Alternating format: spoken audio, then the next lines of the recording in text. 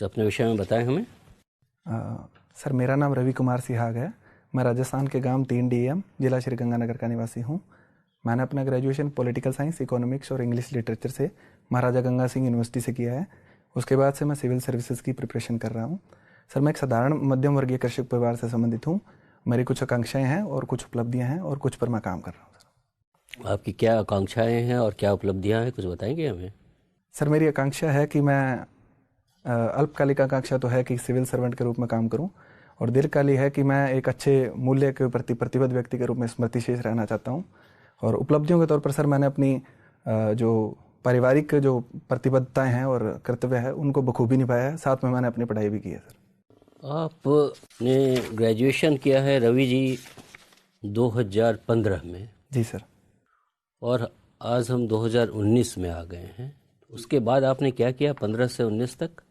Sir मैंने 15 में graduation करके सर 1 साल तो मैं घर पे रहा था।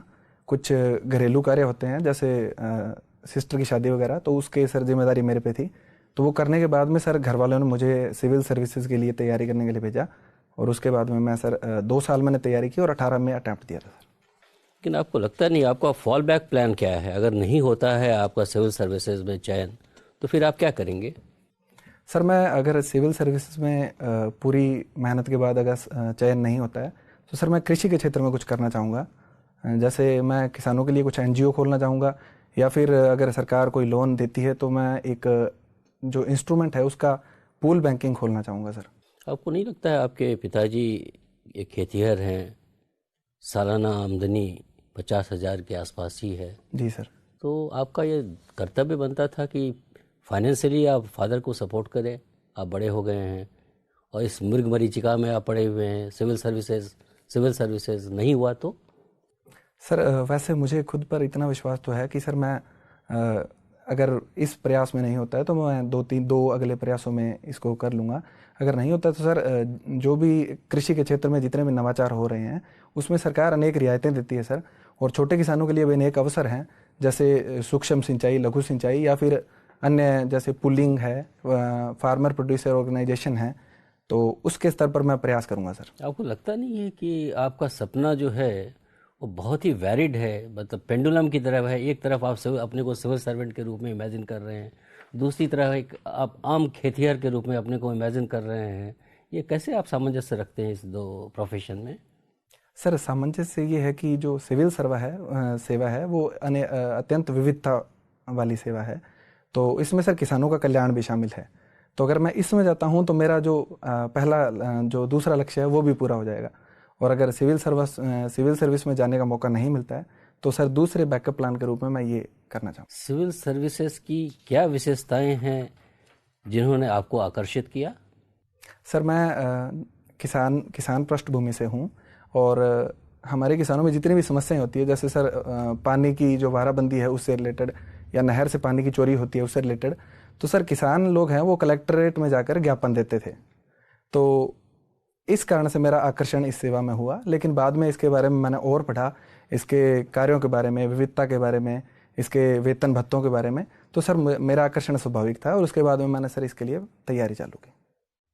धन्यवाद। अच्छा ये बताइए, सरदार पटेल को बिस्मार्क ऑफ इंडिया क्यों कहा जाता है? सर जैसे बिस्मार्क ने जर्मनी की जो विखंडित रियासतें थी उन्हें मिलाकर एक अखंड और एकल जर्मनी का निर्माण किया था, वैसे ही सरदार पटेल ने हमारे देश की जो रियासतें थी उन्हें मिलाकर हमारे भारत का निर्माण किया था। सर लगभग कितनी रियासतें थी? सर एग्जैक्ट मुझे नहीं पता, लेकिन 560 के आसपास थी। सर अच्छा, अभी सरदार पटेल क्यों न्यूज में है? सर उनकी मूर्ति का निर्माण कराया गया है स्टैचू ऑफ यूनिटी का गुजरात में, तो इस कारण। कहाँ पे है? गुजरात में किस जगह पर है? सर ये नर्मदा नदी के पास में है। सर कोई पहाड़ पे है क्या? किसी हिल पे है? सॉरी सर, मुझे हिल का। वहाँ पर कोई डैम भी है? सॉरी सर, कोई dam? Sir Sardar Sarovar dam. Sardar Sarovar dam है। अच्छा, लोग ये कह रहे हैं जो भाई ठीक है, इससे आर्थिक विकास तो होगा, लेकिन इससे मानवीय अधिकारों का उल्लंघन होता है और साथ ही साथ पर्यावरण के खिलाफ भी है। बताइए। सर पर्यावरण के खिलाफ तो जो तर्क है वो ये है कि जो डैम है उसके खिलाफ तर्क था कि जो डैम बनाने से जो पर्यावरण में वन भूमि का ह्रास हो जाता है, वो जलमग्न हो जाती है। तो ये प्रमुख तर्क थे। और मानवीय अधिकारों के मुद्दे पर जो आदिवासी लोग हैं सर, उन्हें भूमि से विस्थापित कर दिया गया और उनके विस्थापन का मुद्दा सर अभी तक चल रहा है, उसे पूरी तरह से सरकार द्वारा खत्म नहीं किया गया है। तो ये प्रमुख मुद्दे थे। लेकिन सर मूर्ति बनाने के पक्ष में ये है कि अगर मूर्ति बनाते हैं तो एक तो सर विश्व में हमारा जो नाम है कि भारत में सबसे बड़ी मूर्ति है, दूसरा सरदार पटेल के योगदान को देखते हुए हम ये मूर्ति बना सकते हैं, और तीसरा ये है कि सर अगर ये टूरिज्म प्लेस के रूप में डेवलप होता है तो एक तो इसकी जो टिकट है उससे आमदनी होगी, दूसरा से इसके बाहर जो एरिया डेवलप होगा उससे भी सर लोगों को रोजगार के अवसर। तो सस्टेनेबल डेवलपमेंट से क्या समझते हैं आप? सर सतत विकास की परिभाषा ये है कि अगली पीढ़ी के जो जितने भी रिसोर्स हैं उनको हम खत्म किए बिना अगली पीढ़ी के एक ट्रस्टी के रूप में अगर हम रिसोर्स के लिए काम करें तो सतत विकास है। तो स्टैच्यू ऑफ यूनिटी के बारे में कहा जाता है जो सस्टेनेबल डिजाइन नहीं है, कुछ पता है आपको? सॉरी सर, इसके बारे में तो नहीं पता है। मतलब इस स्टैच्यू को बनाने में क्या क्या कंपोनेंट्स क्या लगे, कुछ आइडिया है?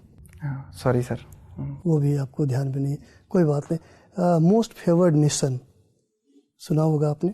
जी सर, बताइए। सर मोस्ट फेवर्ड नेशन जो WTO के प्रमुख प्रिंसिपल है उसमें है कि आप किसी एक नेशन को मोस्ट फेवर्ड नेशन का दर्जा नहीं दे सकते, और सबके लिए जो शुल्क हैं, चाहे सीमा शुल्क हो या ट्रेड बैरियर्स जो भी हैं, टैरिफ या नॉन टैरिफ, वो एक समान रखने पड़ेंगे। तो मोस्ट फेवर्ड नेशन आज भी न्यूज़ में था, कल भी न्यूज़ में था, पाकिस्तान के संदर्भ में। जी सर, बताइए सर। मोस्ट फेवर्ड नेशन, इसका कुछ असर पड़ा पाकिस्तान पर मोस्ट फेवर्ड नेशन का? बहुत बड़ा असर अगर हम उम्मीद करते हैं तो वो तो नहीं पड़ेगा, लेकिन हाँ कुछ ये है कि पाकिस्तान से जो भारत में वस्तुएं आती है उन पर अगर हम हैवी ड्यूटी इम्पोज करते हैं। पता चला है जो 2 वस्तुओं पे 200% ड्यूटी लगाई गई है। जी सर। बताइए उसके बारे में। सर तो उन वस्तुओं की आवाजाही कम हो जाएगी। कौन सी वस्तुएं हैं? सॉरी सर, मुझे वस्तुओं, चलिए कोई बात नहीं। आपके पिता कृषि से संबंधित है। जी सर। और साथ ही अगर आप इसमें अगर सक्सेसफुल नहीं होते हैं तो आप भी कृषि की ओर जा सकते हैं, जैसा अभी आपने कहा। जी सर। तो अभी अंतरिम बजट में कृषि से संबंधित क्या बातें कही गई हैं? सर 3-4 प्रावधान है। पहला तो ये है कि किसानों को सर 6,000 रुपये वार्षिक मिलेंगे, जो कि 2-2 हज़ार की 3 किस्तों में दिए जाएंगे। ठीक है। एक प्रावधान है कि जो मछली पालन और पशुपालन है उसके लिए अलग कोष सृजित किया जाएगा ताकि इनको भी हम किसान क्रेडिट कार्ड के थ्रू ऋण व्यवस्था से जोड़ सके। तीसरा सर जो कामधेनु बोर्ड की स्थापना की जाएगी, तो उसके थ्रू सर जो देसी गाय हैं उनका नस्ल संवर्धन किया जाएगा जो किसानों के लिए। अच्छा, किन किसानों को ये 6,000 दी जाएगी? कोई इसके लिए शर्त है क्या, कंडीशन है? सर जिनकी भूमि 2 हेक्टेयर से कम है, जिनके पास कृषि भूमि, उन्हें दी जाएगी। तो राजस्थान में 2 हेक्टेयर का अर्थ क्या हुआ? कितना एकड़ हुआ है, कितना बीघा हुआ? सर 8 बीघा 2 हेक्टेयर का अर्थ होता है 10,000 वर्ग मीटर होता है सर, 1 हेक्टेयर। 1 हेक्टेयर 10,000। तो आपके पास कितना है? सर 10 बीघा जमीन है हमारे पास। आपके पास यानी 2 हेक्टेयर के अंदर है आप? 2 हेक्टेयर से ऊपर है सर हम। तो यानी आपको इससे फायदा नहीं, आपके पिताजी को फायदा नहीं है? नहीं सर। चलिए मुझे एक अंतिम सवाल का जवाब दीजिए। राजस्थान में औरतों की शिक्षा के लिए क्या कौन कौन से विद्यालय और विश्वविद्यालय हैं जो कि बहुत प्रख्यात है? सर एक तो वनस्थली विद्यापीठ है टोंक में, जो बालिका शिक्षा के लिए बहुत विख्यात है। इसमें सर खेल कूद पर भी उतना ही फोकस दिया जाता है जितना बालिकाओं की शिक्षा पर है। उसके अलावा सर मोदी यूनिवर्सिटी है जो लक्ष्मणगढ़ में है, वो भी बालिकाओं की शिक्षा के लिए बहुत फेमस है सर।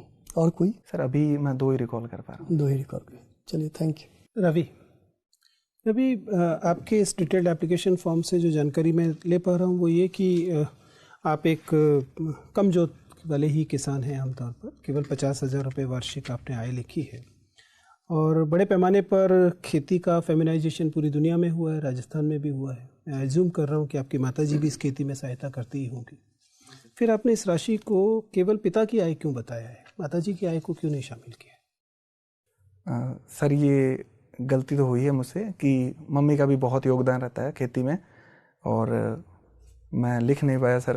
तो ये कोई आश्चर्य की बात नहीं है, ऐसा कई आवेदनकर्ताओं से होता है।